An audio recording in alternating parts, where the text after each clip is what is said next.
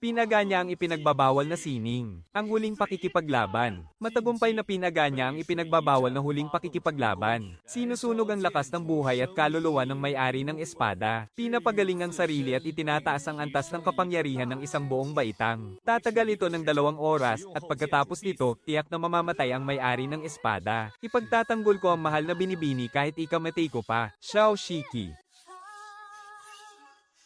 等不到你踏过那道崖，往事沉在岁月的河下。 Wala na talagang iba pa.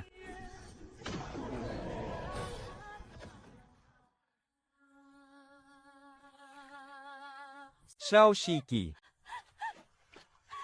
Oh. Bakit ba ako binabangungot? 做噩梦了。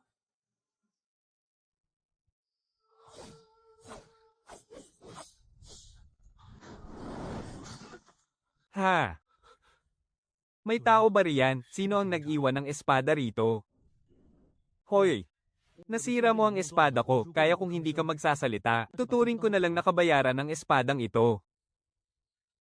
Sa isang tingin pa lang, halatang hindi ordinaryo ang espadang ito. At dahil hindi ka naman sumasagot, ibig sabihin, pumapayag ka na. Nais mo bang makipag-isa sa bagong may-ari na si Lan Shiki? Lan Shiki, bakit hindi na lang Lan Shiba? Hayaan mo na nga, bakit ko ba pinuproblema yon? Kumpirmahin ang pag-ugnay. Pagbati sa host, matagumpay na naiugnay sa ika-14 na may-ari ng espada na si Lan Shiki. Ang ibang napapadpad sa ibang mundo, nakakakuha ng mga banal na kapangyarihan, o kaya naman ay mga pambihirang kayamanan. Pero ako, naging isang espada lang naman. At masama pa rito, isa akong mahiwagang demonyong espada. Sana naman ang bagong may-ari na ito, ay madala ko sa tugatog ng tagumpay.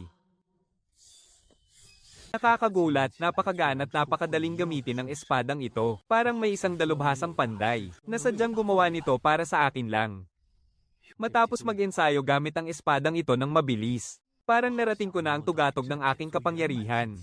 Ituturing ko na lang nakabayaran sa akin ang espadang ito. Dahil hindi ka sumasagot, ibig sabihin ay pumapayag ka na. 1, 2, 3, 16, 17. Maraming salamat. Gustong-gusto ko ang espadang ito. Napakahusay na sandata talaga nito. Sino kaya ang napakabait na nagbigay nito sa akin? May nakapansin kaya sa pambihira kong talento? Gusto mo ba akong gawing disipulo? Bata, syempre, isa akong napakahusay na sandata. Sino? Sino yan? Ako ba? Ipinapakita ko ang aking sarili sa'yo. Huwag kang matakot, bata. Wala akong masamang balak. Kung mayroon akong masamang balak, matagal na kitang pinatay.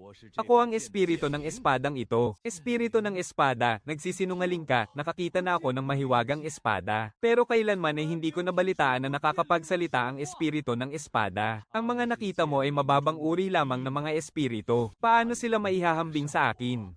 Talaga, syempre, totoo ito. Pero bakit ka nagpakita sa harap ko? Balak kong gawin kang Panginoon ng aking espada. Bakit ako?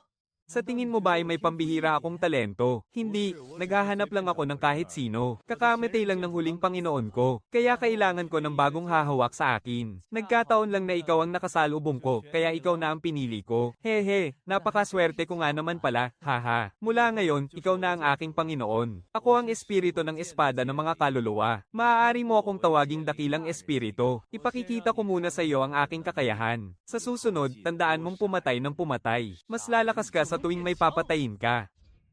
Mababang antas ng pagpapalakas ng espiritu, huling laban. Pagtukoy sa pagnanasang pumatay. Pag-unlad sa pagpaslang.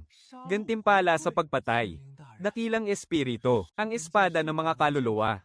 Isa ba itong demonyong espada? Tama, isa nga itong demonyong espada. Bakit? Natatakot ka ba? Kung ganoon, maaari mo akong itapon kahit kailan mo gusto. Hindi ko kailanman pinipilit ang aking Panginoon. Hindi naman. Sabi kasi ng aming pinuno, ang mga sandata ay ginawa talaga para pumatay. Walang mabuti o masama sa kanila. Ang mga mandirigmang gumagamit ng madilim na kapangyarihan at ang mga karaniwang mandirigma ay walang pagkakaiba sa hukbo. Lahat sila ay mga kapatid na handa mong pagkatiwalaan ng iyong buhay. Aking Panginoon, isa ka ba talagang sundalo? Hindi. Alipin lang ako sa mansiyon ng Lan. Alipin, at ako naman ay isang ulila. Isa lang akong pulubi noon. At pagkatapos, sakto namang nagtagpo ang landas namin ng Senyorita. Naawa siya sa akin, kaya isinama niya ako pabalik sa mansyon ng mga Lan. Kung hindi dahil sa kanya, malamang ay hindi ko na nalagpasan ng taglamig na iyon. Ako, sa lagay na yan. Kung utusan man siya ng Senyorita ng pamilyang Lan na tumalon sa bangin, tatalon siya agad nang hindi man lang nag-iisip. Ano ba ang pangarap o layunin mo? Gusto kong maging pinakamalakas sa hanay ng mga alipin ngayon. Gusto kong maging tagapagtanggol ng Senyorita. Naku, wala nang pag-asa ang batang ito. Pagod na ako, magpahinga muna tayo. Opo, Panginoong Jianling. Batang 17.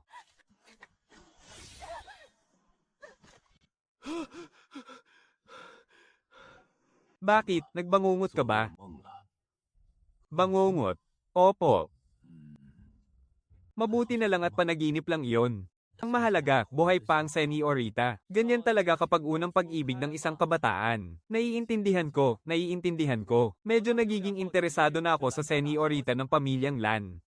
Kailangan mong pumatay para lumakas, 17.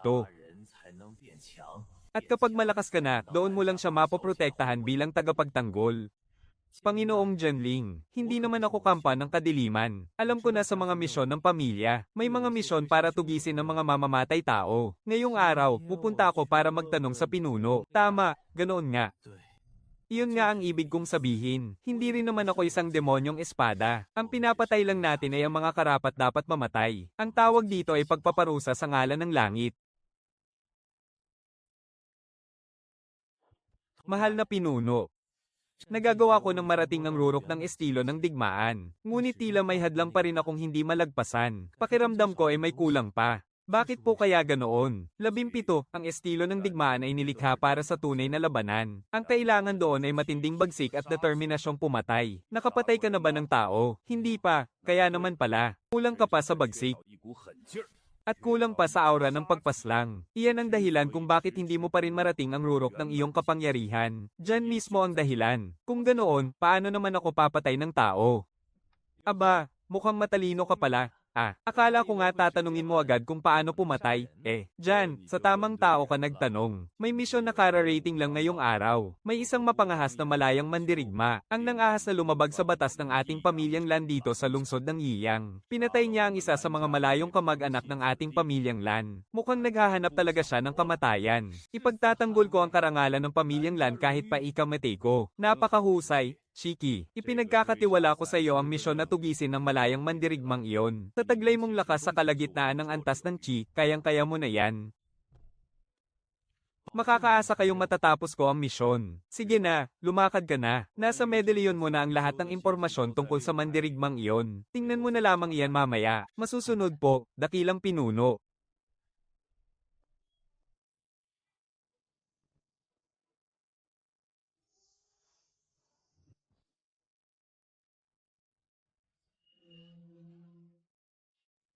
Dakilang Jianlen, ayon sa ating nakalap na impormasyon, ang malayang mandirigma na si Li Huo ay hindi kalayuan sa ating harapan. Ito ang unang pagkakataon na papatay ng tao si Shiki. Medyo nagugustuhan ko naman ang batang ito.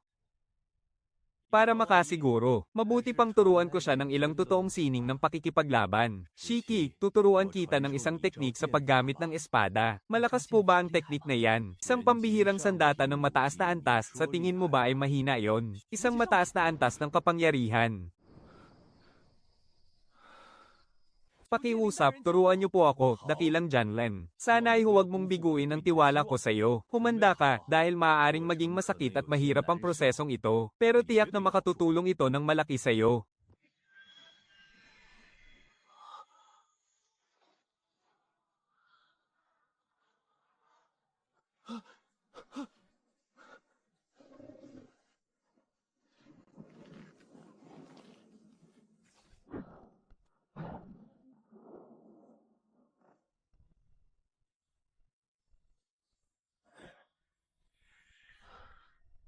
Nakuha mo ba ang sikreto nito? Dakilang Jianlen. Nakuha ko na po ang panimulang hakbang ng teknik na ito. Isang hamak na malayang mandirigma lang naman siya na nasa panimulang antas pa lang ng chi. Sapat na ang panimulang iyan para matalo siya. Tayo na.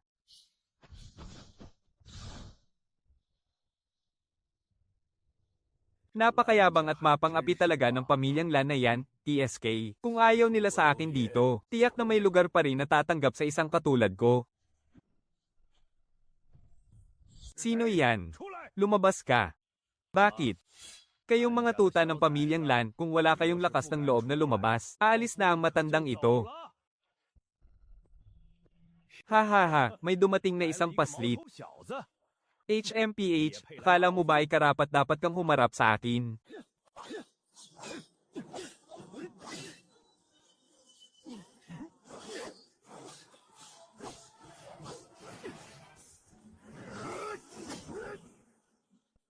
残灯摇影复了半幅旧心。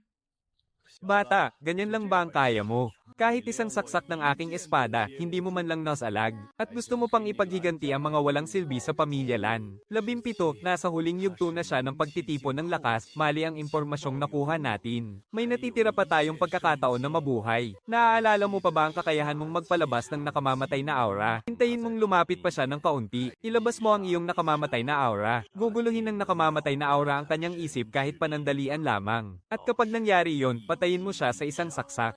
Oo nga pala. Pati na rin ang panganay na dalaga ng pamilya Lan. Ano nga ulit ang pangalan niya? Balita ko, napakaganda raw niya. Kapag napatay na kita, gagawa ako ng paraan para mabisita ang mansyon ng pamilya Lan ngayon na. Mamatay ka, tingnan natin. Ano ang bagay na ito? Lumayo ka sa akin.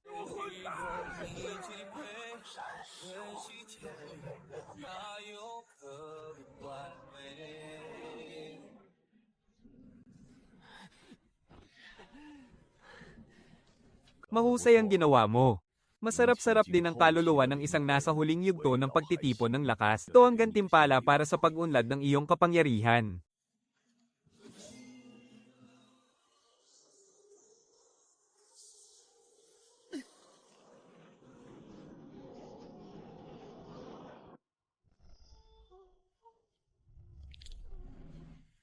Panginoong Espada, nasa unang yugto na ako ng dagat ng enerhiya. Sinabi ko na sa iyo, mas lalakas ka kapag pumatay ka. Simula pa lamang ito.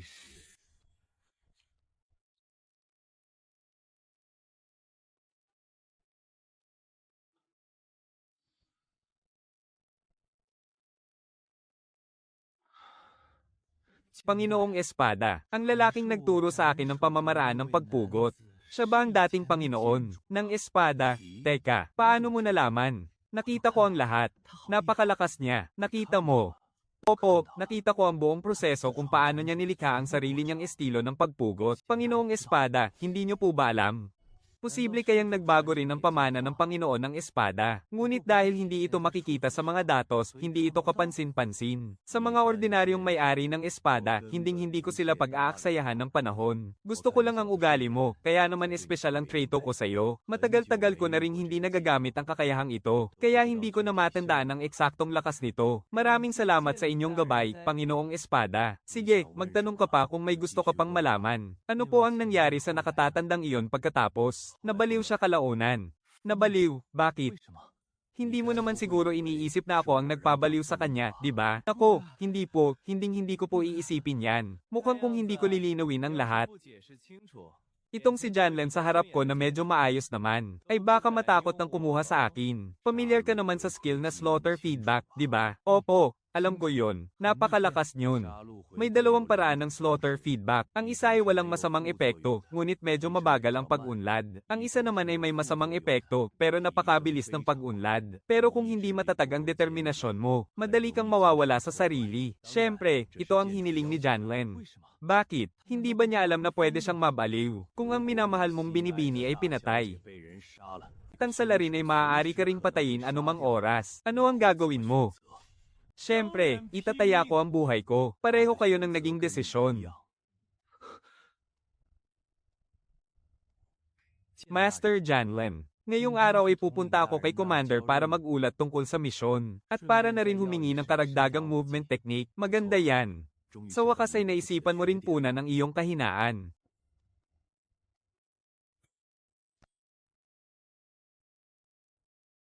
Commander.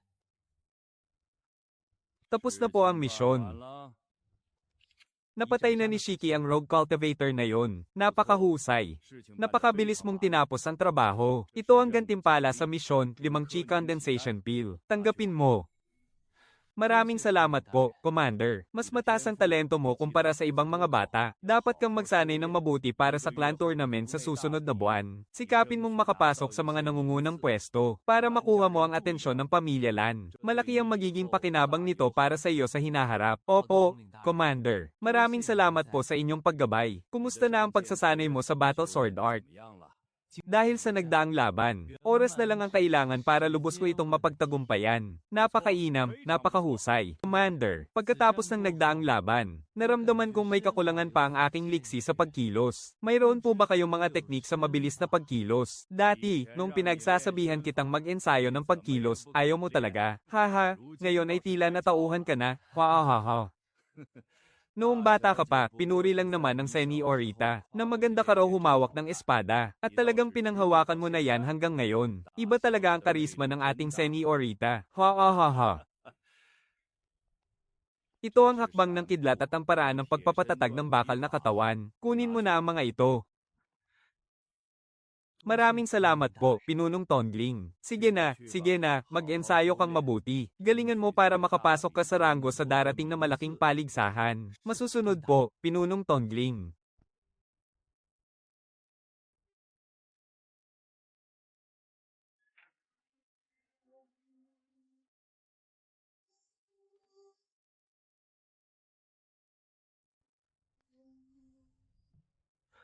Sinunong Janlen, nais niyo po bang tingnan natin ito ng sabay? Huwag na.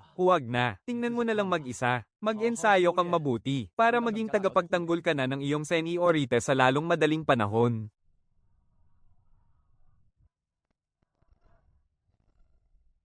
Pinunong Janlen, nakausad na po ako sa susunod na antas. Binabati kita. Isang hakbang na lang ang layo mo para maging tagapagtanggol ng Senyorita. Pinunong Janlen, huwag niyo na po akong biruin, haha. 17, ngayon na ang araw ng malaking paligsahan ng pamilya Lan. Huwag ka nang magpatumpik-tumpik pa, magmadali ka na. Sino ang nakakaalam, baka ngayon mo na makita, ang pinakamamahal mong binibini ng pamilya Lan. Makita ko lang ang Senyorita kahit saglit, sapat na sa akin.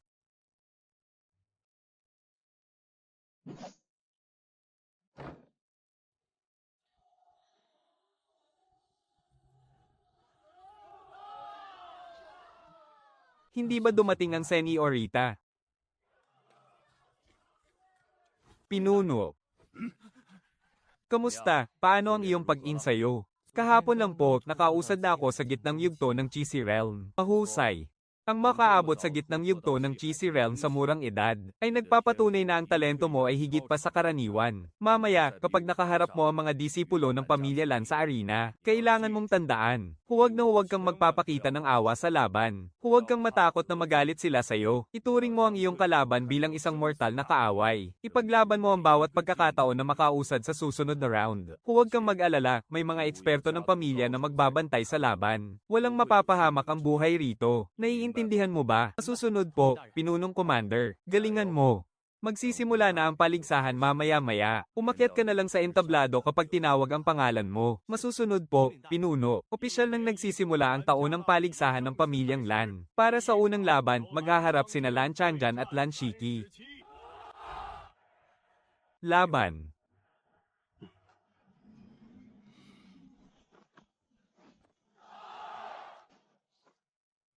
Changjan, tapusin mo na agad ang laban. Nangangalay na ang mga binti ng iyong ama sa Keita tayo. Sandali lang po, tatapusin ko na ito. Hintayin mo ako ng ilang minuto.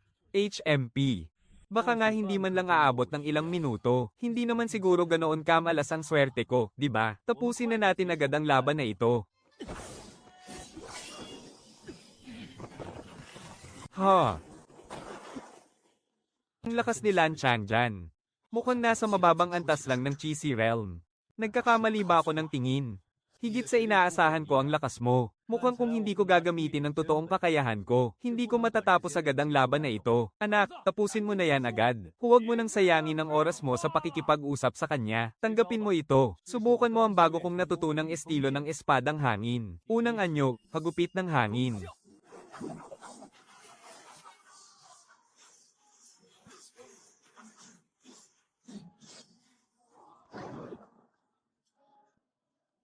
Isa nga siyang mandirigma sa mababang antas ng Cheesy Realm. Ano, natatakot ka na ba?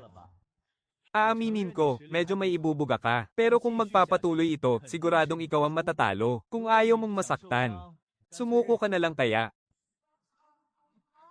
Nasa gitnang antas siya ng Cheesy Realm. Kung ganoon, bakit siya nagpapasindak sa isang mandirigmang nasa mababang antas lang? Sa ganyang edad, nagagawa niyang itago ang kanyang totoong lakas. Sandali, nagkakamali kayo, hindi ko naman sinasadyang itago ang lakas ko. Talagang sinadya niyang ilihim ang kanyang kakayahan. Huwag mong isiping dahil nasa gitnang antas ka ng Cheesy Realm, ay matatakot na ako sa'yo. Para sa isang henyong tulad ko, kayang-kaya kong talunin ang mas mataas ang antas sa akin. Estilo ng espadang hangin, ikalawang anyo, talam ng hangin. Ikatlong anyo ng espada, hagupit, ako ang nanalo.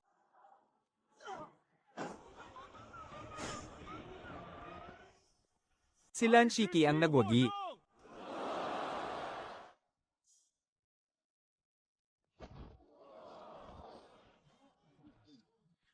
Halata naman kaya mo siyang talunin agad. Bakit nagpatumpik-tumpik ka pa ng matagal? Pagkaakyat ko pa lang sa entablado, sinabi niya agad na tatapusin niya ako sa loob lang ng ilang sandali. Akala ko talaga napakalakas niya. Kaya naging maingat muna ako. Mukhang hindi mo pa rin mailabas ang buong lakas mo kapag nasa entablado ka. Sa susunod, tandaan mo, pagkaakyat mo pa lang, umatake ka na agad para makuha ang bentahe. Mas bagay sa estilo mo ang agresibo at walang takot na pag-atake. Susunod po, pinuno. May isa pang laban si Lan Shiki ngayong hapon. Pero ang kalaban niya ay nasa unang yugto pa lang ng lakas ng Pai High Realm. Naunang umatake si Lan Shiki. Sa isang patama lang, napatalsik na niya ang kalaban mula sa entablado.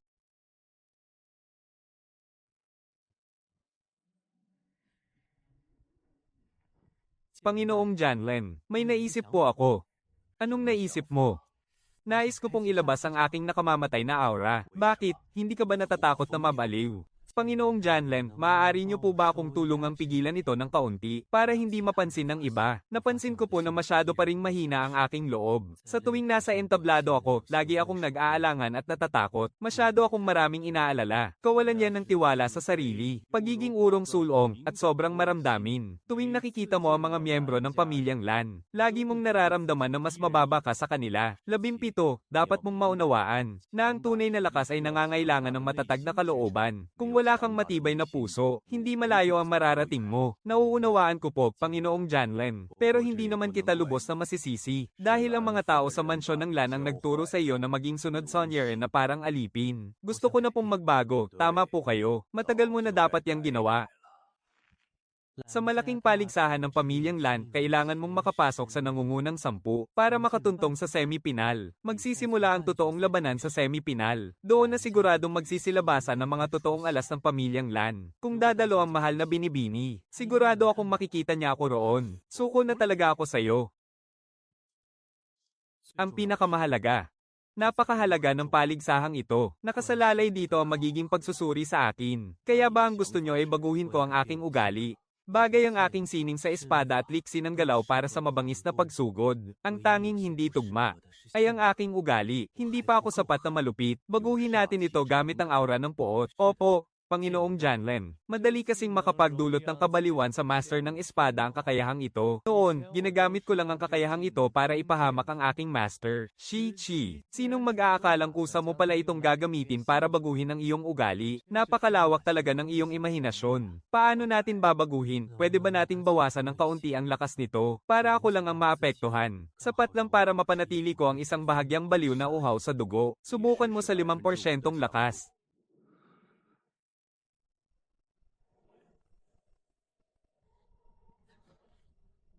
Panginoong Janlen. Habang gumagalaw ako, parang hindi makasabay ang ilang bahagi ng aura ng poot. Huwag mong sabihin. Iniisip mong uutusan ko ang aura ng poot na makipagsabayan sa mga galaw mo. Ehe. Kung ganoon, Panginoong Janlen, maaari mo bang direktang ilagay ang aura ng puot sa loob ng katawan ko? Shichi, napaka-interesanting ideya niyan.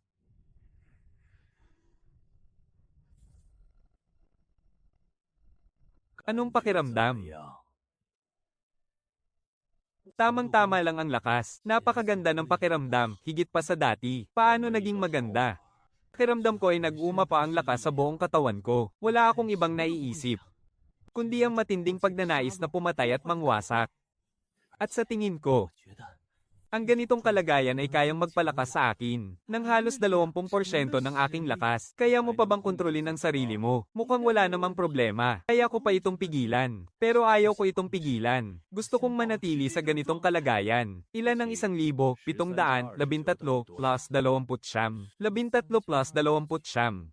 Sandali lang po, Panginoon. Hayaan niyo po akong mag-isip ng mabuti. Sige na, huwag mo nang isipin. Tunay ngang mas agresibo ka sa ganitong kalagayan. Pero maaari nitong maapektuhan ang katinoan mo. Gagamitin mo ba talaga yan para lang baguhin ang ugali mo? Natatakot ako na baka mawalan ka ng sariling katinoan. Siguro ay unti-unti naman itong magbabago sa paglipas ng panahon. Sa tingin ko, pwede natin tong gamitin. Tama ka, pwede nga talaga. Mas mabuti na yan kaysa sa duwag at urong sulong mong kalagayan ngayon. Panginoong Espiritu ng Espada. Ano sa tingin mo kung tawagin natin ang estadong ito na estado ng pagpaslang? Ano sa tingin mo, hindi ko naman madalas gagamitin ang estadong iyon. Sige, magagamit natin yan bilang alas sa laban. Pwede na ang pangalang yan. Pero pakiusap, huwag mong mapatay ang sarili mo. Sa ngayon, ang makahanap ng kahit paano'y maayos sa Swordmaster ay medyo mahirap pa rin. Alam ko po, nauunawaan ko na walang atrasan kapag nakagawa na ng desisyon. Kung wala ang Panginoong Espiritu ng Espada, ay wala rin ako sa kinaroroonan ko ngayon. Kaya ano man ang maging kahihinatnan, hindi ko po sisisihin ang Panginoong Espiritu ng Espada. Bilang isang utusan, bago pa man mag-15 taong gulang ay naabot mo na ang rurok ng antas ng dagat, Chi. Tunay na napakahusay ng iyong talento. Sayang nga lang at nakatagpo mo ako.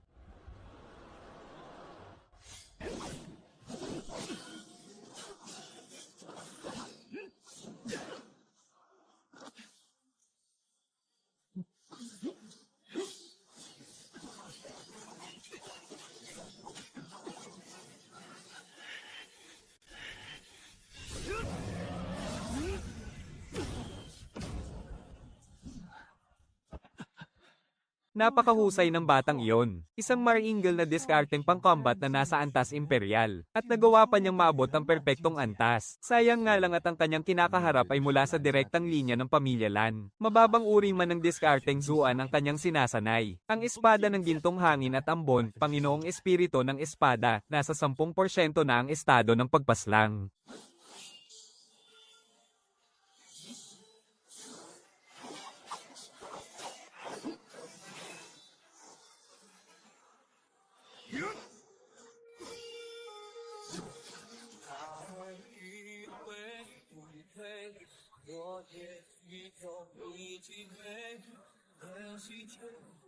Kung ganoon, lumayo na tayo rito.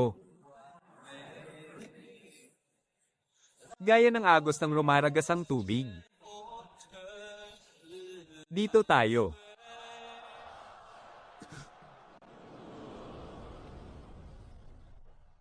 Tapos na ang laban. Si Lan Shiki ang nagwagi.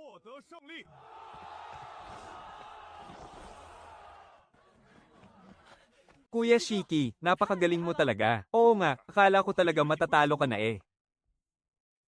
Mahimik kayo, hindi nyo ba nakikitang nanghihina na si Shiki? Pabayaan muna natin siyang makapagpahinga. Malamang ay may mahirap pa siyang laban mamayang hapon. Naging maganda ang kapalaran ni Lan Shiki ngayong hapon. Ang kanyang katunggali ay nasa antas ng dagat Chi. Isang baguhang mandirigma na isa ring napakagandang dalaga. Gayunpaman, hindi nagpakita si Lan Shiki ng kahit kaunting awa sa magandang dalaga. Sa isang saksak lamang ng kanyang espada, tumalsik na palabas ang kanyang kalaban. Matagumpay na nakapasok sa semifinals. Unang laban sa semifinals, Lan Shiki laban kay Lan Zaifan.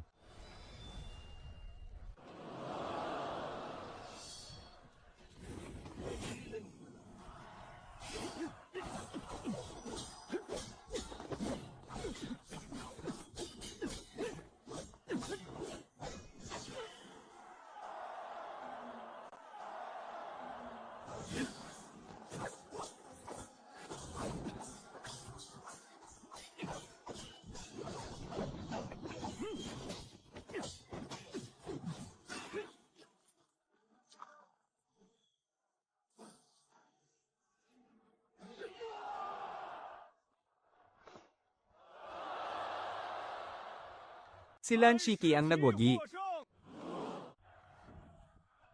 Sa finals, maglalaban si Lan Shiki at si Lan Haoyu.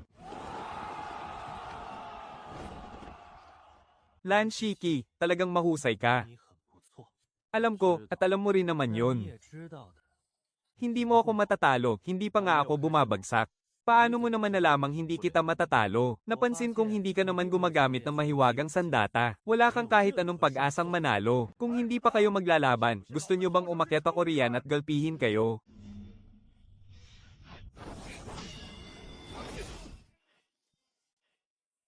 Yan Ming. Ngayong taon, ang dalawang batang ito lang ang may kaunting talento. Ang iba ay ordinaryo lang.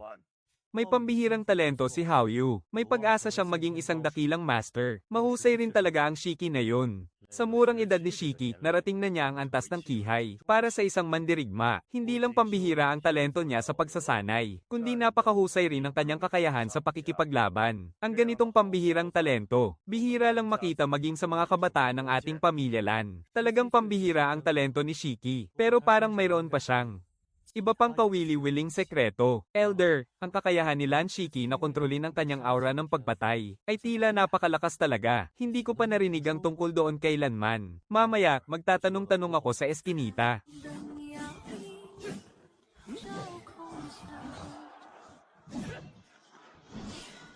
Ang tanging makikita ay ang hamog ng taglagas, na tila unti-unting naninilaw. 檐下风传。 Mukhang minaliit yata kita. Ngayon, magseseryoso na ako. Dakilang espiritu ng espada, 10% estado ng pagpatay. Estilo ng espada, Zhengji. 山高水远人不归，雨打芭蕉心已碎，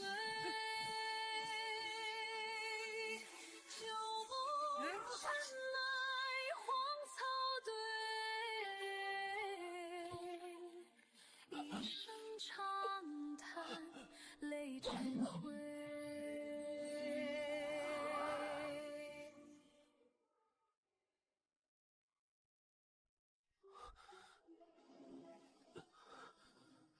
Senyorito, gising na po kayo. Katulad mo rin ako. Isa rin akong tagasilbi ng pamilya Lan. Kung ganoon, siguradong nakagawa ka ng gulo kaya ka pinarusahan, no? Mukhang malubha ang mga sugat mo. Lumipas muna ang 3 araw bago ka nagising. Nasugatan ako sa paligsahan. Ikaw ba yung Lan? 17, kilala mo ba ako? Nabalitaan ko na ang tungkol sa'yo. Nabalitaan kong nakapasok ka sa nangungunang 3. Kumusta? Nanalo ka ba? Kung nanalo ako, hindi sana ako nakahiga rito ngayon. Hindi bale kung natalo ka. Ang makapasok sa nangungunang 3, napakahusay mo na.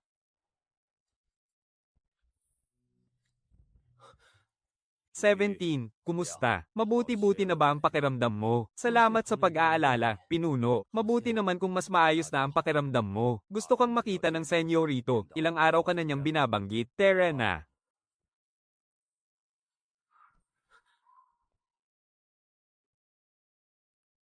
Huwag kang masyadong kabahan kapag hinarap mo ang senyorito. Magbigay galang ka lang ng normal. Naiintindihan ko po, kagalang-galang na pinuno. Talagang labas sa inaasahan ko ang ipinamalas mo ngayon.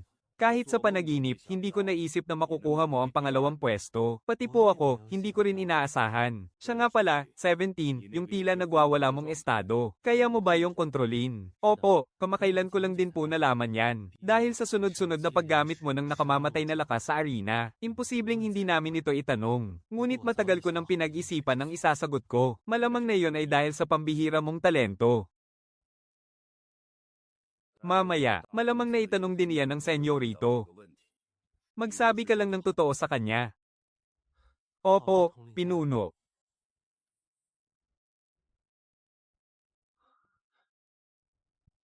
Senyorito. Senyorito, narito na si 17. Ano ang tingin mo sa pagtrato sa iyo ng pamilyang Lan? Napakalaki po ng utang na loob ko sa pamilyang Lan. Mababakas ang katapatan sa iyong mga mata. Mabuti, napakahusay. Sige, may isang bagay akong gustong itanong sa iyo. Mukhang kaya mong kontrolin ang nakamamatay mong aura kahit kailan mo gustuhin. Opo, pero kapag pumasok na ako sa estadong iyon, maaari po akong mawala ng bait. Kailan mo ito natuklasan? Noong unang beses ko pong pumatay ng tao. Noong oras na iyon, tinanggap ko ang misyon na tugisin ng isang malayang tagapagsanay. Kung ganoon, bakit mo ninais na pumatay? Noong mga panahong iyon, sinasanay ng panganay na Panginoon ang sining ng digmaan. Ngunit matagal niya itong hindi madala sa rurok ng tagumpay. Kaya naman, lumapit siya para magtanong sa akin. Sinabi ko sa kanya, ang sining ng digmaan ay sining ng pakikipaglaban sa tunay na digmaan. Kung hindi ka pa nakakapatay ng sinuman, napakahirap nitong dalhin sa pinakamataas na antas. Kaya naman, inirekomenda ko sa kanya na tanggapin ang misyong ito. Sa katotohanan, ang sinabi ni Pinunong Ho ay isa lamang sa mga dahilan. Ang isa pang dahilan ay, noong mga panahong iyon, palagi kong nararamdaman ang matinding pagnanais na pumatay. Gabi-gabi, napapanaginipan ko ang pagpatay. Takot ako na baka hindi ko na makontrol ang aking sarili. Hindi ko kailanman sinubukang sabihin ito sa kagalang-galang na pinuno. Kahit ang ganoong kalalim na lihim ay hindi niya itinago. Walang alinlangan. Napakataas ng katapatan ni 17 sa pamilyang Lan. Malinis ang kanyang budi, tapat, at may pambihirang talento. Malaki rin ang posibilidad na nagtataglay siya ng isang pambihirang pangangatawan. Nakatagpo ako ng isang tunay na kayamanan. Kung ganoon, kaya mo na bang kontrolin ngayon ang paggana o ang pagpapatigil sa ganoong kalagayan? Kaya ko po. Mabuti naman. Napakahusay. Talagang kahanga-hanga. 17, dahil kaya mo naman itong kontrolin. Hindi mo na kailangang mag-alala. At huwag ka nang matakot. Maaaring nagtataglay ka nga ng isang pambihirang pangangatawan. Pambihirang pangangatawan, tama.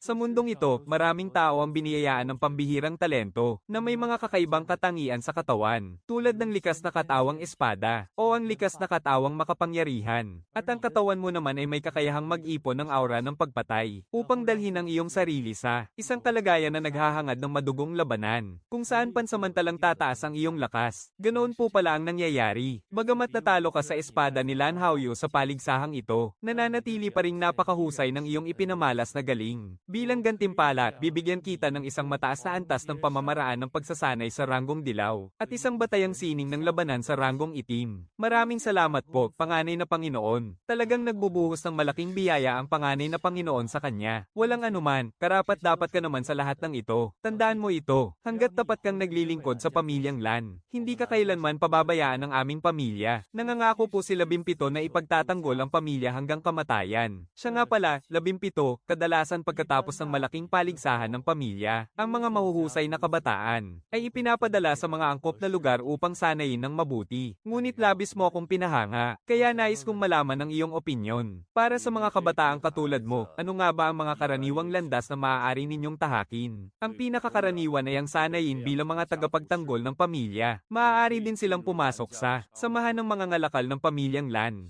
At para sa isang mahusay na katulad mo, maaari ka ring sumabak sa digmaan upang magkamit ng karangalan. Maaari siyang sumali sa mga anino ng Lan, at ako mismo ang magiging tagapagrekomenda niya.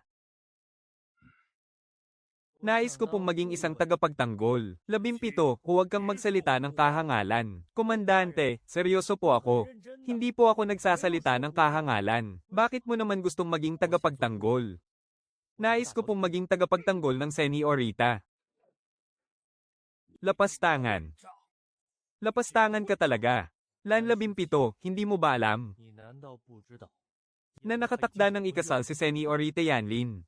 Ang kasunduan ba sa kasal ng Senyorita at ang pagiging tagapagtanggol ko sa kanya ay may kinalaman sa isa't isa? Wala ka namang karapatan sa kanya. Bakit mo ba gustong-gustong maging tagapagtanggol ni Yanlin?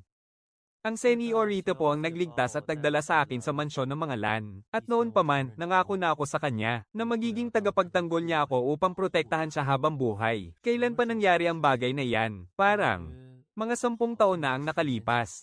Sige, nauunawaan ko na. Sige na, maaari ka nang umalis. Pag-iisipan kong mabuti ang iyong kahilingan. Maraming salamat po, Senyorito.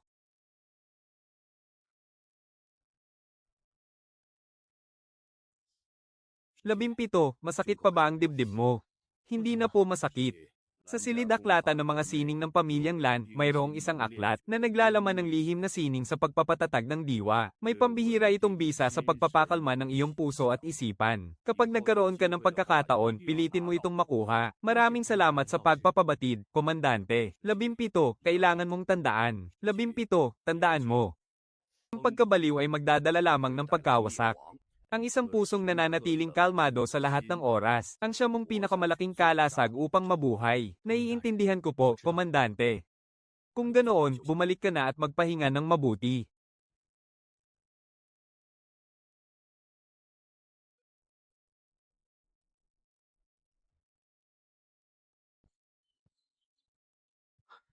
Labimpito, maaari ka nang maging tagabantay ni Yanlin. Talaga po, Senyorito. Kailangan ko pa bang magsinungaling sa'yo? Maraming salamat po, Senyorito. Huwag ka munang magpasalamat sa akin. Mayroon akong mga kondisyon. Pakinggan mo muna ito bago ka magpasya. Sige po, Senyorito, mangyaring sabihin ninyo. Sa talento mong iyan, kung magiging tagabantay ka lang ni Yanlin, ay talagang pag-aaksaya ng iyong natatanging kakayahan. Nais kong sumapi ka sa mga bantay ng asol na anino. Ano po ang mga bantay ng asol na anino? Ang mga bantay ng asol na anino ay isang lihim na puwersa ng pamilya Lan. Bukod sa pagprotekta sa kaligtasan ng pamilya Lan, kailangan nyo ring puksain ang lahat ng kaaway na banta sa aming pamilya. Handa ka ba? Opo, handa po ako. Mamaya, pumunta ka kay Shinyu para kunin ang iyong kasuotan at tsapa. Pagkatapos mong magpalit, dadalhin ka niya kay Yanlin. Sasabihin niya kay Yanlin na ako ang nagtalaga sa'yo. Huwag mong kalimutang dalhin ang palawit na jade na ito at pumunta sa bulwagan ng mga sining upang kumuha ng isang mataas na antas ng gintong teknik, isang mababang klaseng mahiwagang sandata. Nakausap ko na ang tagapamahala ng bulwagan ng mga sining. Ibigay mo na lang sa kanya ang palawit na jade. Masusunod po, Senyorito, tungkol naman sa pagsali mo sa mga bantay ng asol na anino, may pupunta sa iyo bukas ng gabi. 17. Ang kasal ni Yanlin ay personal na ipinag-utos ng aking ama. Habang narito pa siya sa mansyon ng mga Lan, kailangan mo siyang protektahan ng mabuti. Huwag po kayong mag-alala, Senyorito. Naiintindihan ko po.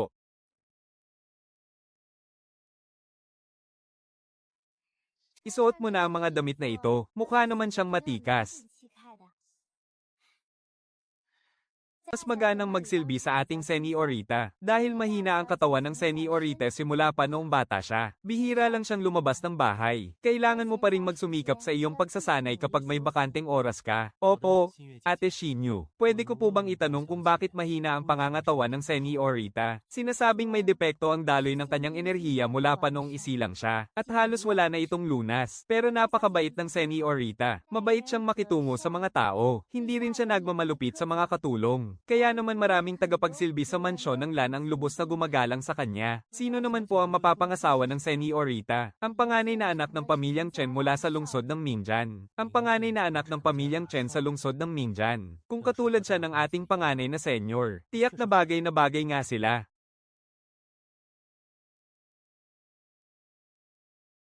Nagbibigay galang po si Xinyuan, Senyorita. Xinyuan, bakit ka napadpad dito? May kailangan ka ba? Pinapanta po ako rito ng panganay na senyor para ihatid si 17 upang maging tagapagtanggol mo. Tagapagtanggol. Huwag na lang, ibalik mo na siya. Sabihin mo kay kuya, salamat na lang sa kanyang kabutihan. Narito naman si Lola at si Luya. Hindi ko na kailangan ng tagapagtanggol. Senyorita, natatandaan niyo pa po ba ako? Nagkakilala na ba tayo? Ako po si 17. Parang pamilyar nga sa akin ang pangalang 17. Pero hindi ko pa rin talaga maalala.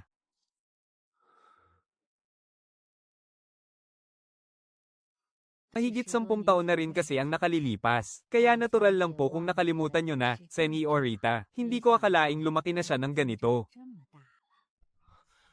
Naalala niyo pa po ako, Lola, syempre, natatandaan pa kita. Hindi pa naman ganoon kalabo ang mga mata ko para makalimot. Ang nakakuha ng pangalawang pwesto sa huling taon ng pagsusulit. Ikaw yung batang dating tagapagsilbi lang, hindi ba? Opo, ako nga po. Parang mga 10 taon na ang nakalilipas.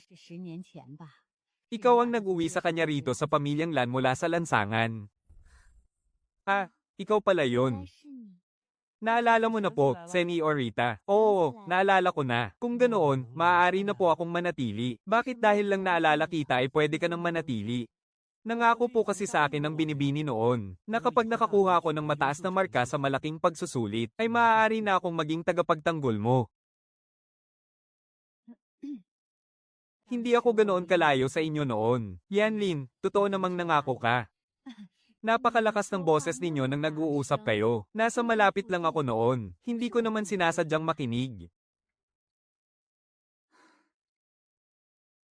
Bakit hindi na lang natin siya payagang manatili? Tutal, hindi naman kabawasan kung may madagdag na isa, at hindi rin naman kawalan kung mabawasan. May mga bagay na mahirap asikasuhin ni Luya. Ituring na lang natin siyang utusan para sa mga lakad, at huwag naman nating sayangin ang mabuting intensyon ng unang Ginoo. Sige na nga, manatili na siya rito. Maraming salamat po, Binibini. Maraming salamat po, Lola. Kung ganoon, 17, sumunod ka na lang sa mga utos ni Lola.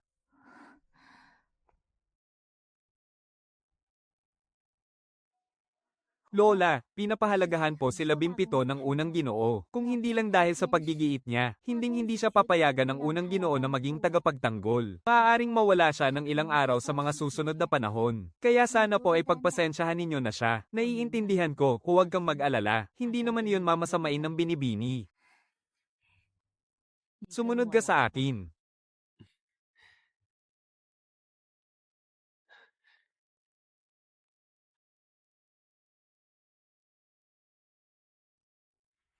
Dito ka natitira simula ngayon. Kung may kailangan, pupuntahan ka rito ni Luya. Sige po, maraming salamat po, Lola. Opo.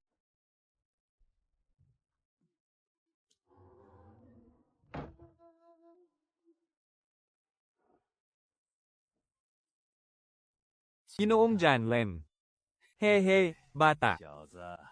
Ngayong natupad na ang pangarap mo. Wala ka bang nararamdamang hindi maipaliwanag na lungkot at pangungulila?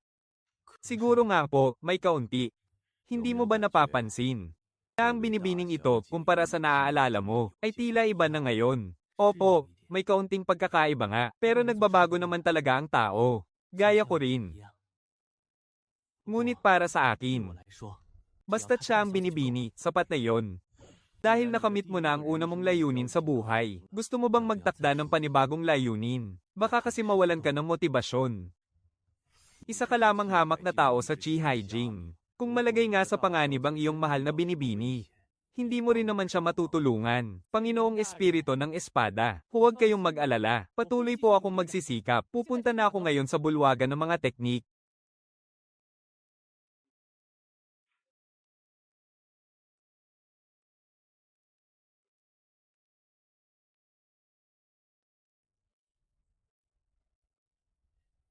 Sino ka? Ako si Lan 17. Naparito po ako upang kunin ang aking teknik sa pagsasanay. Sinabihan ka ba ng panganay na Panginoon na pumunta rito? Ang mga nakalagay rito ay pawang mga teknik ng Antas Emperador, pati na rin ang mga sandata ng mababang Antas Zuan. Nakasulat sa tabi ng mga ito ang kanilang mga katangian. Sabihin mo sa akin kapag nakapili ka na at kukunin ko ito para sa iyo. Ngunit tandaan mo, huwag na huwag mo itong kukunin para baklatin at basahin. Masusunod po, mahal na Panginoon.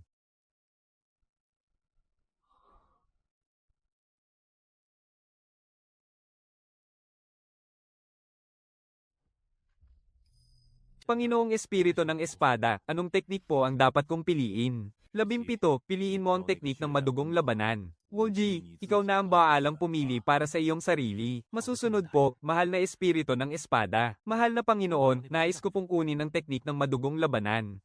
Opo.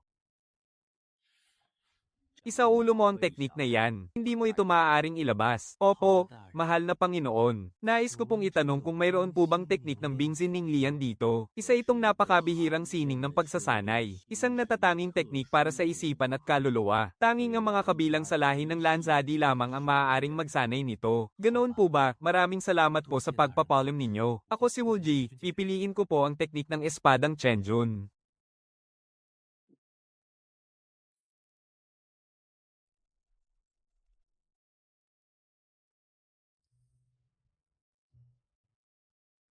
Maraming salamat po, mahal na Panginoon.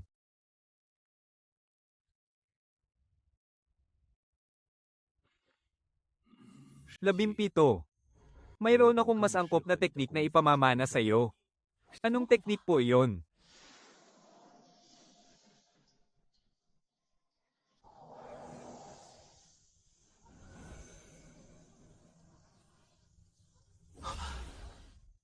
Ito ang teknik ng Zuhi, isang katamtamang antas ng antas Zuan. Tama, ang teknik ng Zuhi nga. Ito rin ang teknik na ginamit ng naunang Panginoon ng Espada. Sa gitna ng matinding panganib, nagawa pa niya akong itapon at iwan. At ginamit lamang ang kanyang mga kamao para labanan ang kaaway. Buti nga sa kanya at namatay siya. Isipin mo, binaliwala niya ang tulad ninyong dakilang espiritu ng Espada. Isang napakalakas at banal na sandata, at hindi ito ginamit. Karapat dapat nga lang siyang mamatay. Naramdaman mo ba noong tinanggap mo ang pamana ng estilo ng espadang pamumugot? Ang ganoong pakiramdam tulad ng huling beses? Hindi. Sa pagkakataong ito, mga impormasyon lang ang nakuha ko. Mukhang ang mga teknik lang na sariling likha ng gusali ng matalas na sandata, ang maaaring ipamana sa mga susunod na gusali. Ngayon ay alam ko na kung bakit si Panginoong Janlen ay pinili akong pag-aralan ng sining ng madugong pakikipaglaban. HMM. Mabuti naman kung alam mo. Kung sa bagay, pare-pareho lang naman silang mga formal na teknik, kaya mahihirapang makatukoy ang mga tagalabas. Kahit na may makapansin na eksperto na may kakaiba, maaari mo pa ring isisi ito sa kakaiba mong pangangatawan. Hehe, magaling lang po talaga kayong magturo, Panginoong Janlen. HMM.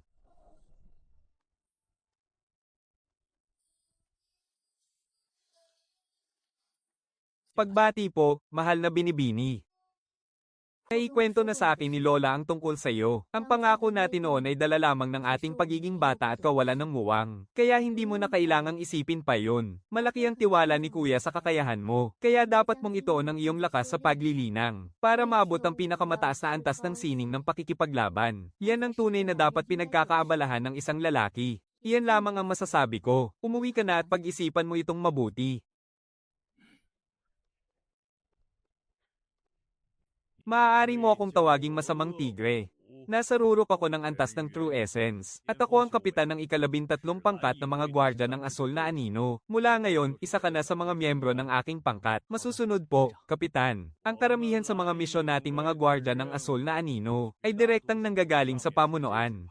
Huwag kang magtatanong kung bakit. Kailangan nating tapusin ang mga ito, anuman ang mangyari at kahit anong sakripisyo pa ang kailangan. Naiintindihan mo ba? Opo, naiintindihan ko. Huwag kayong mag-alala, kapitan. Nakikita ng pamilya ang ating mga pagsisikap. Basta't matapos natin ang mga misyon at makakuha ng mga puntos ng karangalan. Marami kang makukuhang magagandang bagay na makatutulong para mapalakas ang iyong kapangyarihan. Sige po, kapitan. Ngayon naman, isasama kita para makilala ang iba pang miyembro ng ika-13 pangkat.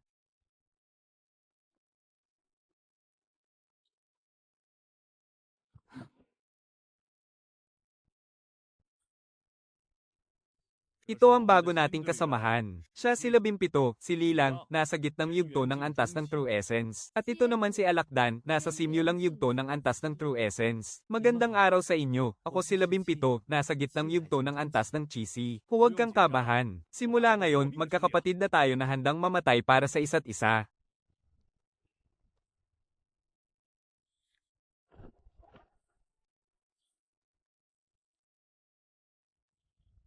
May trabaho na tayo. Napakasimple lang ng misyon natin ngayon. 3 araw ang nakalipas, 3 miyembro mula sa malayong sangay ng ating pamilyalan. Ang pinatay habang nagsasanay sa bundok Moya. Sa pinangyarihan, natagpuan namin ang ugat ng prutas ng Zulin. Pagkatapos ng aming investigasyon, pansamantala naming tinukoy na ang salarin ay si Chen Weifeng, ang pangalawang anak ng pamilya Chen mula sa lungsod ng Donggeo.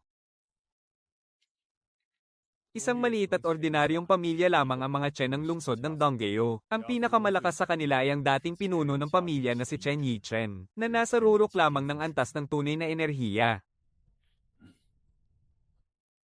Ang pangalawang anak ng pamilya Chen na si Chen Weifeng ay isang sumisikat na batang henyo sa lungsod ng Dongying. Ang lakas niya ay nasa gitnang yugtunan ng antas ng karagatan ng enerhiya. Ang 3 pinatay na miyembro ng pamilya Lan ay pare-pareho ring nasa gitnang yugto ng antas ng karagatan ng enerhiya. Kung ganoon, ang misyon ba natin ay mag-imbestiga? Tama. Ang unang hakbang ng misyon ay siguraduhin kung si Chen Weifeng nga ba ang salarin. Paano kung siya nga ang salarin, ano ang gagawin natin? Patayin siya agad. Kung walang magiging aberya, malamang ay uubusin natin ang buong pamilya Chen. Walang ay titirang buhay kahit isa. Ang sino mang manggahas na saktan ng mga anak ng pamilya Lan, ay dapat magbayad ng sarili nilang dugo. Dahil kung hindi, iisipin ng iba na madali lang tayong apihin. Apurahan ang misyong ito. Aalis na tayo ngayon din.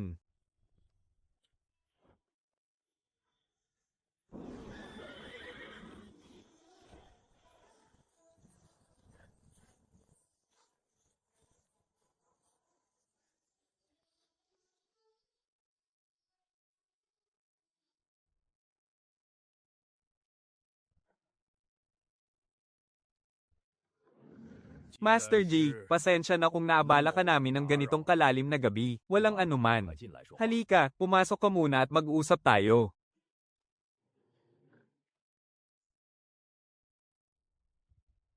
Sa misyon nating ito, kailangan natin na sumama ka sa amin, Master G. Walang problema. Sisiguraduhin kong susuriin ko ng mabuti ang lahat. May bagong ulat. Ang pangalawang anak ng pamilya Chen na si Chen Weifeng. Nung araw na ang nakalipas nang marating niya ang huling yugto bilang mandirigma ng antas ng karagatan ng enerhiya. Kaya naman sadya kong hiningi ang tulong mo, Master G, para tulungan kaming kumpirmahin kung si Chen Weifeng nga ang salarin. Oh ho! Kung mapatunayan siya nga ang salarin, ako na ang bahala, kay Chen Yichen. Sili lang naman ang baalang pumihil sa kasalukuyang pinuno ng pamilya Chen na si Chen Zetian. At sina Scorpio at Lan Shiki ang bahala sa iba pang mga miyembro ng pamilya Chen. Mahigit 10 taon pa lang sumisikat ang pamilyang Chen sa lungsod ng Dongyeon. Kaya kulang pa sila sa malalim na pundasyon. Wala man lang silang kakampi sa loob ng buong lungsod. Tanging si Chen Yichen lang ang nagtataguyod sa kanila. Huwag kayong matakot.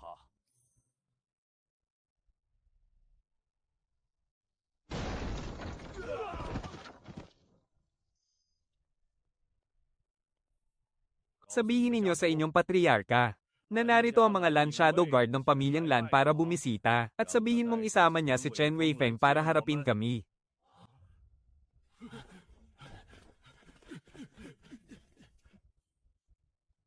Patriarka, may malaking gulo po. Bakit ka sumisigaw ng ganyan? Nawalan ka na ba ng modo? May dumating pong mga tao mula sa pamilyang Lan. Sinira po nila at sinipa ang ating pintuan. Pinatatawag po kayo, kasama si Chen Weifeng, upang harapin sila. Ang pamilyang Lan ng lungsod ng Yiyang. May ginawa ba si Feng sa labas para galitin ang pamilyang Lan? Ipatawag mo agad si Chen Weifeng dito ngayon din. Bilasin mo, pumunta ka sa likod bahay at anyayahan ang matandang patriarka sa bulwagan. Huwag kang magpabeya, masusunod po, patriarka. Ma, bakit ninyo po ako ipinatawag? Gusto kitang tanungin, may nagawa ka bang masama kamakailan sa pamilyang Lan ng lungsod ng Yiyang? Wala po, talagang wala po akong ginawa. Ang pamilyang Lan ay isang puwersang hindi natin kayang kalabanin. Isipin mong mabuti bago ka sumagot. Napakahalaga nito para sa ating pamilya. Ama, talagang wala po akong ginawang masama sa kanila. Isipin ninyo po, nagsinungaling ba ako sa inyo mula pagkabata? Sige. Harapin natin ngayon ang mga Lan Shadow Guard. Baka naman nagkakamali lang sila ng pinaghihinalaan. Ipinatawag ko na rin ang iyong lolo para sumama sa atin. Kapag kaharap mo na sila, siguraduhin mong magpapakita ka ng matinding paggalang. Nauunawaan ko po, Ama. Hinding-hindi ko po bibigyan ng gulo ang ating pamilya.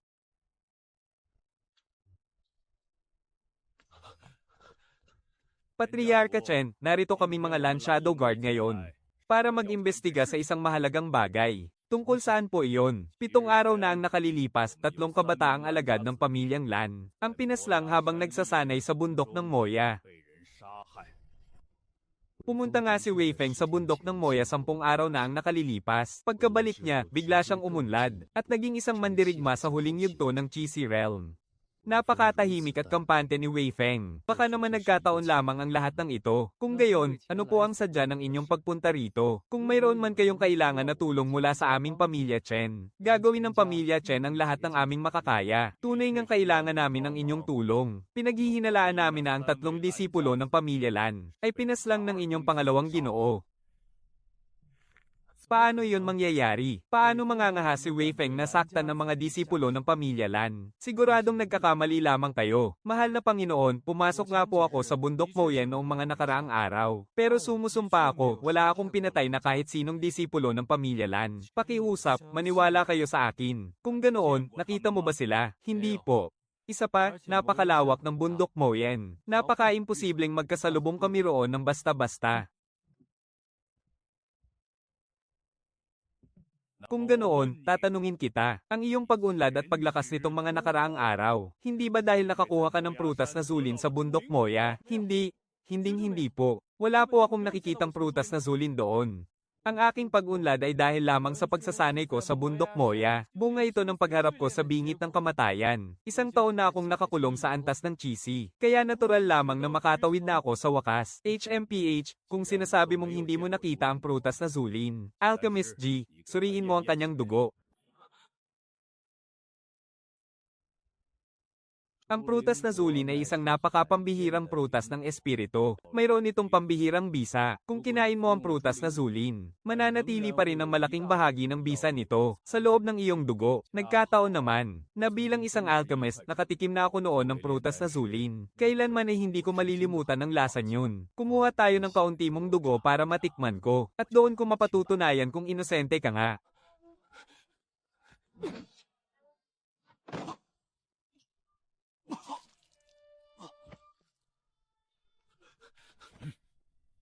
Anong binabalak ninyong gawin? Hindi sa amin dapat tinatanong kung anong gagawin namin. Tanungin mo ang iyong anak. Itanong mo kung ano ang mga kalokohang ginawa niya.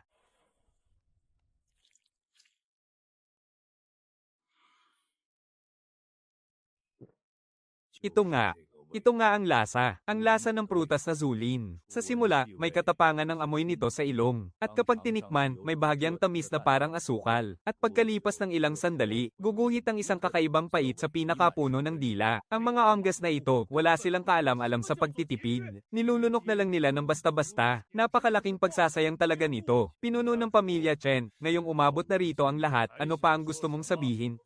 Ma, iligtas mo ako.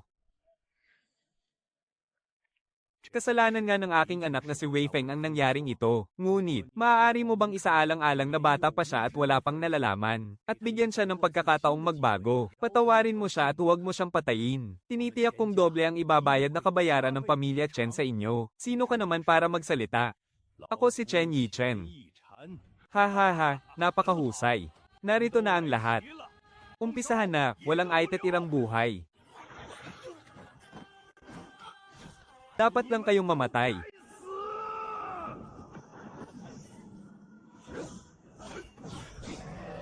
Oh.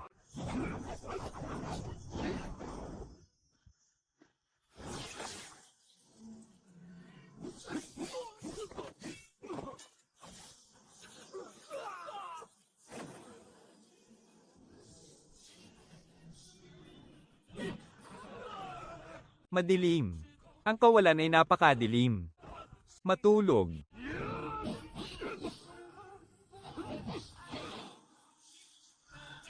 Sino na ang nakakita ng tunay na pag-ibig?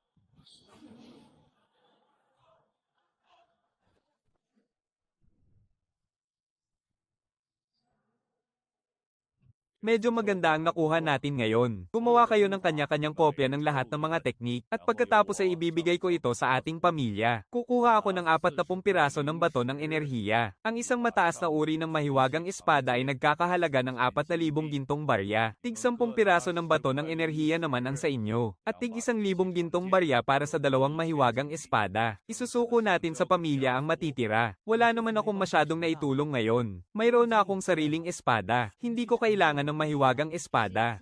17. Ang tanga mo naman. Hindi mo kailangan ng mahiwagang espada. Pwede mo naman yung ibenta. Haha. Oo nga no, hindi ko naisip yun. Kuya Lilang, lagi ba tayong makakakuha ng ganito karami? Hahaha, imposible naman yun. 怎么可能？ Napakabihira ng mga ganitong misyon na ubusin ng isang buong pamilya. Ako ngang ate ninyo, 10 taon na sa Land Shadow Guards. Pero pangalawang beses ko palang itong nakita. Kahit nakabilang ang pamilya Lan sa mga pinakamalalakas na pamilya, kailangan pa rin nating sumunod sa mga patakaran. Kung walang sapat na dahilan, hindi natin pwedeng basta-basta lipulin ng ibang pamilya.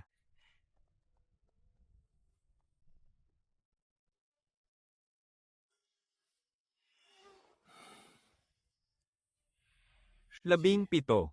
Nakuha mo na ba ang mga lihim na aral, at napag-aralan ng mga sining at sandata ng Antas Zuan? Saka, kung may oras ka pa, ang ilang aklat ng Antaswang. Mas mabuting pag-aralan mo na rin ang mga teknik at sandata nito. Panginoong Espiritu, hindi ko na po babanggitin ang tungkol sa mga sandata ng Antaswang. Pero bakit kailangan ko pang pag-aralan ang mga sining ng Antaswang na iyon? Bilang Sword Master ng espada ng Shihon, ang iyong talento at talino ay higit na mataas kaysa sa ordinaryong tao. Pero huwag mo sanang ikulong ang sarili mo sa mga sining ng nauna sa'yo, dahil ang pagtahak sa landas ng iba ay hindi magdadala sa iyo sa pinakamataas na rurok ng martial arts. Ang ibig ninyong sabihin, Panginoon, ay ako, hindi mo ba naisip ang gumawa ng sarili mong sining?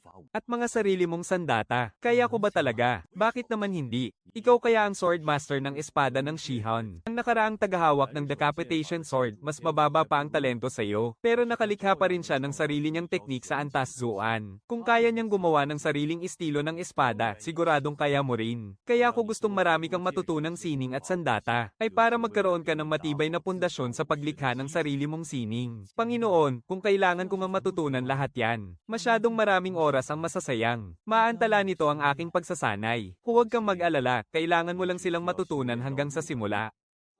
Para lang makabuo ng kaunting true chi, hindi nito gaanong maaapektuhan ang oras ng pagsasanay mo, at bibigyan pa kita ng gantimpala, para mas mabilis pang tumaas ang iyong lakas. 17. Malaki ang inaasahan ko sa iyo. Maraming salamat po sa inyong paggabay, Panginoon. Gagawin ko po ang lahat ng aking makakaya. Ito ang maganda kapag bata pa ang ating Sword Master. Dahil sa pamana ng Sword Master, hindi na natin kailangang mag-alala pa sa paghahanap ng mga sining at sandata sa hinaharap.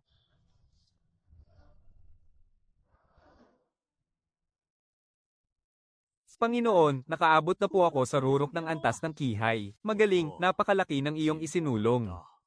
Kaunting pagsisikap pa at magiging eksperto ka na rin sa antas ng Genyuan. Utang ko po ang lahat ng ito sa inyong paggabay, Panginoon. Bagong misyon. Kamakailan, may 2 liblib na nayon sa bundok malapit sa lungsod ng Huyuan. Ang pinapaniwalaang nilipol ng mga demonyong mandirigma. Natagpuang tuyong-tuyo ang lahat ng mga bangkay sa pinangyarihan. Napakasama ng mga demonyong kultibador na ito. Napakalupit ng ginawa nila. Ayon sa balita, ang pinuno ng mga bantay sa lungsod ng Huyuan na si Son Jiacheng ay isinama ang kanyang mga kawal upang tugisin ang salarin. Ngunit pagkatapos nyon, hindi na sila muling nabalitaan. Ang kinakaharap natin sa pagkakataong ito ay mga demonyong mandirigma na hindi natin alam ang tunay na lakas, kaya maghanda kayong mabuti.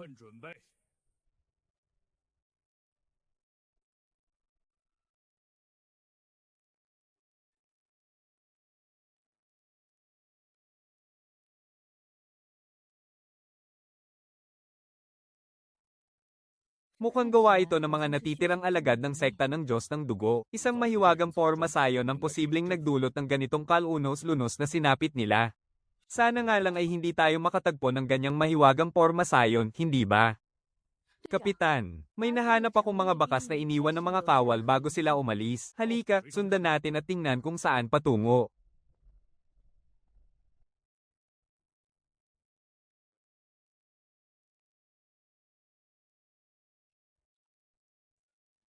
Pupunta ba tayo roon para mag-usisa? Hindi. Suriin muna natin kung may tao sa paligid.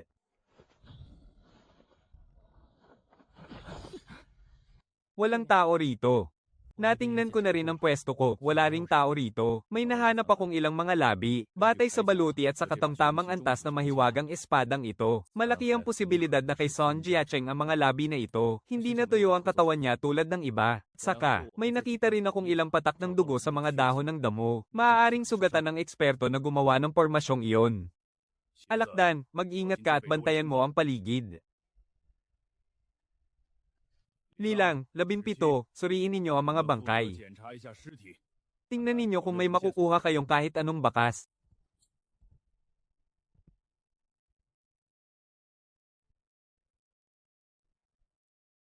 Kapitan, mukhang nahulog silang lahat sa patibong ng eksperto sa forma sayon, at nagpatayan sila hanggang sa mamatay. Nakuha ko ang mga bagay na ito. Naging pabaya si Son Jiacheng. Nahulog siya sa patibong ng eksperto sa forma sayon. Mukhang hindi naman ganoon kalakas ang taong iyon. Nagawa pang wasaki ni Son Jiacheng ang kanyang forma sayon. Ngunit sa huli, hindi pa rin niya ito napatay. Gayunpaman, tiyak na sugatan ng kalaban. Ipagpatuloy natin ang pagtugis. Malamang na tumakas siya patungo sa direksyong ito.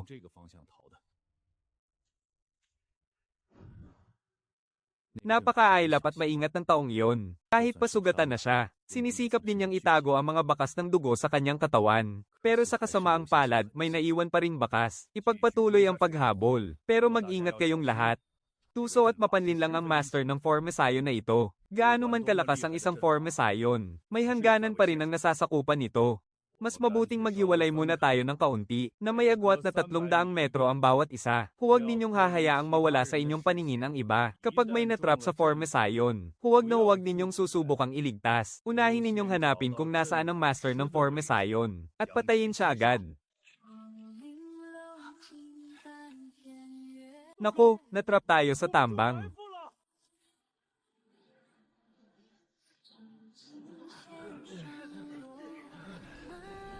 Sabay-sabay tayong sumugod palabas.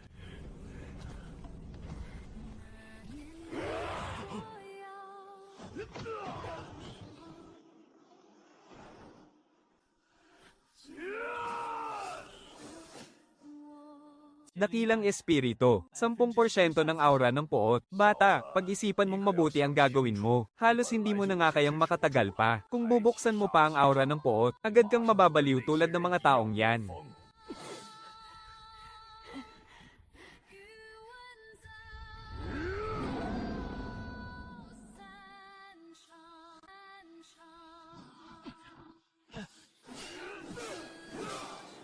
Kahit si Kapitan Iho ay nawala na rin ng bait. Dakilang espiritu, ano na ang gagawin ko? May paraan ka ba para magising si Kapitan at ang iba pa? Patawad. Wala akong paraan para maibalik ang wisyo nila, pero may naiisip akong isang paraan, na maaaring makasira sa formisyong ito. Anong paraan? Ang formisyong ito ay katulad ng aura ng puot. Kung ganap nating bubuksan ang aura ng puot, malaki ang posibilidad na mabasak natin ito mula sa loob. Kung ganoon, buksan na natin. Nararamdaman ko nang unti-unti nang nawawala ang sarili kong katinoan. Pero dapat mong pag-isipang mabuti. Kapag talagang binuksan mo ng buo ang aura ng kamatayan para mabasak ang Formesayon, sa oras na yon, malaki ang tsansa na maaga ako ng pamilya Lan. Kailangan kong linawin ito sa'yo. Ang espadang tagapaslang ng kaluluwa ay makakapili lang ng bagong Panginoon. Kapag ang naunang may-ari nito ay binawian na ng buhay. Ang ibig ninyong sabihin, dakilang espiritu, ay hintayin muna nating mamatay sila, bago natin subukang sirain ang Formesayon. Hindi. Ang ibig kong sabihin, habang nawawala sila sa sarili, paslangin mo na sila ngayon din. Bakit ko sila papatayin? Nakalimutan mo na ba? May isa pang master ng Formesayon na naghihintay sa iyo sa labas. Ang tamang paraan ay gamitin ang kapangyarihan ng espada ng mga kaluluwa para mabilis mong mapalakas ang iyong kapangyarihan sa maikling panahon. Doon ka lang magkakaroon ng pagkakataong mabuhay. Kung papatayin ko sila, ang pinakamataas na mararating ko lang ay ang unang yugto ng True Yuan Realm. Hindi ba? May paraan ako para maabot mo ang gitnang yugto ng True Yuan Realm. O maging ang huling yugto nito. Ngunit napakatindi ng magiging kapalit nito. May 3 kang pagpipilian. Una, huwag gumawa ng kahit ano at mamatay kayong lahat. Pangalawa, ilabas mo ang buong lakas ng iyong aura ng pagpaslang para magkaroon ng pagkakataong wasakin ng Formesayon. Mabubuhay sila, ngunit ikaw ang mamamatay. Pangatlo, patayin mo sila para lumakas ka. Nang sa gayon ay magkaroon ka ng pagkakataong makatakas, at ipagpatuloy ang pagtupad sa iyong hindi pa natapos na panata. Patawad. Kapitan. Ate Scorpion. Mas kailangan ka namin. Tanglawan mo. Ang pagitan nating lahat, sapat na yun. Master Espiritu. Nasa huling yugto na ako ng True Yuan Realm. Oras na para harapin ang master ng Formesayon na yun. Hindi ka makakaalis dito. Mas malakas ang kapangyarihan ng master ng Formesayon kaysa sa inaasahan nyo. Kung gayon, gamitin na natin ang huling paraan. Sige, dapat kang maghanda. Sa kasalukuyan mong kalagayan, maaari mong mawala ang iyong katinoan sa isang kisap mata. Ngunit kailangan mong magpakatino agad hanggat maaari. Simulan na natin, Master Espiritu.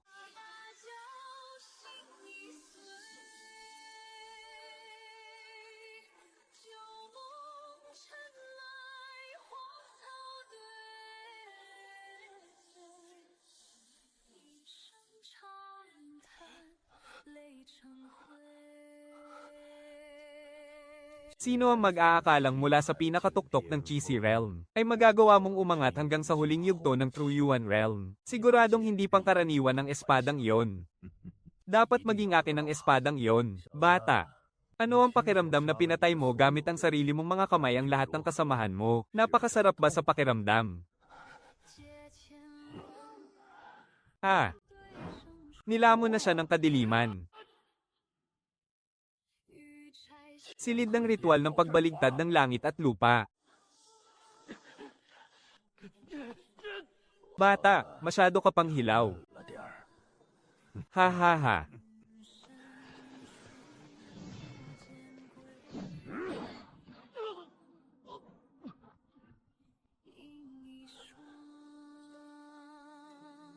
Sa akin na ang espadang ito ng kadiliman.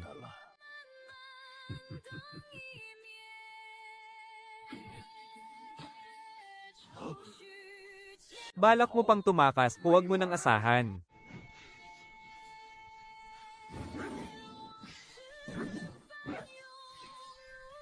Sige, pumalag ka lang, pumalag ka lang. Hindi magtatagal, hindi ka na makakapagpumiglas pa.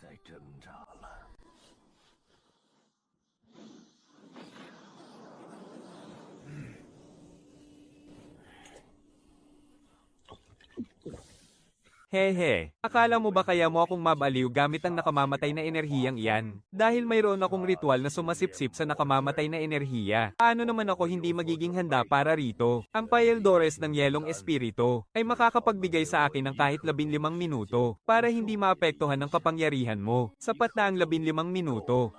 HMPH. Lalo akong nasisiyahan sa iyo. Kapag nagsimula na ang ritual na ito, tuluyan mo nang mawawala ang kontrol sa madilim na enerhiya. Kapag tuluyan ka ng naiselyo, papakinisin ko ang kapangyarihan mo gamit ang aking dugo. Pagkatapos yun, hindi mo na ako matatanggihan pa. Ha ha ha. Kaya sumuko ka na ng kusa. Shito, totoo ba ang sinasabi niya?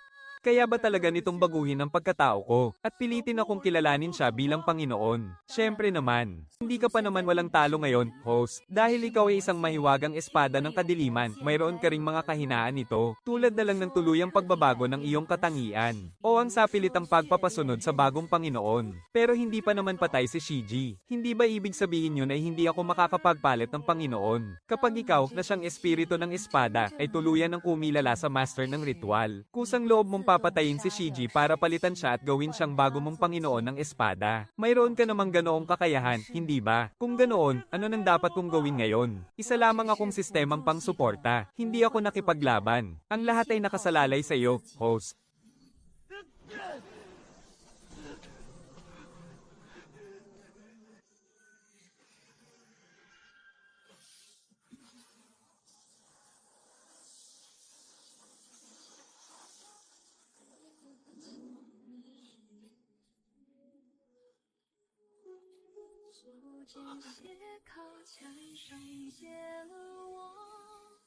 Sinasabi ko sa iyo, sumunod ka na lang ng mabuti. Huli na ang lahat. Dahil ang taong tulad ko, sobrang takot akong mamatay. Ang kapangyarihan ng kadiliman na hindi ko lubos na makokontrol. Mas pipiliin ko pang itapon o sirain ito kaysa gamitin. Kaya naman, kailangan kitang piliting lubos na magpasakop sa akin.